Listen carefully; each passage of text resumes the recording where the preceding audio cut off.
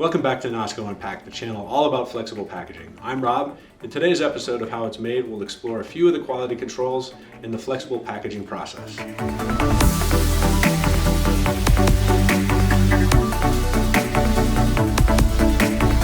When considering your switch to flexible packaging or to a new provider, quality is truly one of the most critical components and differentiators. Here's our approach to it, touching on key controls at each step in the flexible packaging production process. At the printing press, there are several control steps needed to ensure that the end product meets customer specifications and represents the brand in terms of look and color. While preparing the run, the pressman checks the leading edge setup against the layouts to ensure that the finished film is in the right orientation and direction off from the roll. Next, the technician measures the impression repeat length using a specialized HP rule to ensure that the printed material meets the dimensional specifications.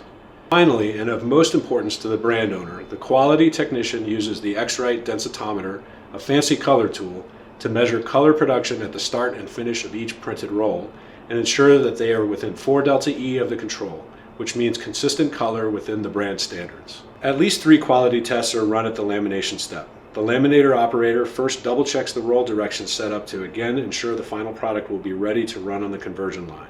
The quality technician cuts strips of laminated material and uses an Instron tensile strength system to conduct the interlaminate bond strength test, as well as test the heat seal strength, also known as a side seal peel test. The lamination tech performs a thorough visual inspection of the laminated material to make sure it has the expected aesthetic look and feel. And when applicable, they'll even check barcodes and quick response codes to make sure they scan well after being laminated. During the slitting stage, the technician sets up the equipment using the built-in measurements, matching the width to the customer specifications, and double-checking the roll width with a tape measure. As the old saying goes, measure twice, cut once. And once again, they inspect the printed copy and verify roll direction setup to make sure it will be correct at the end of the slitting process. At the pouch maker, the operator will conduct a first piece inspection, checking that all dimensions match up to the documentation.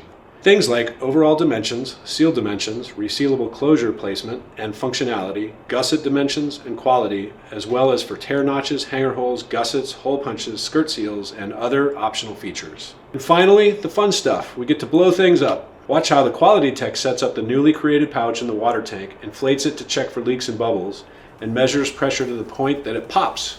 Shamu has nothing on the watery mess we make during this test. For more resources on this topic, click on the link in the description. Thanks for watching the Nosco Unpacked How It's Made series. See you next time.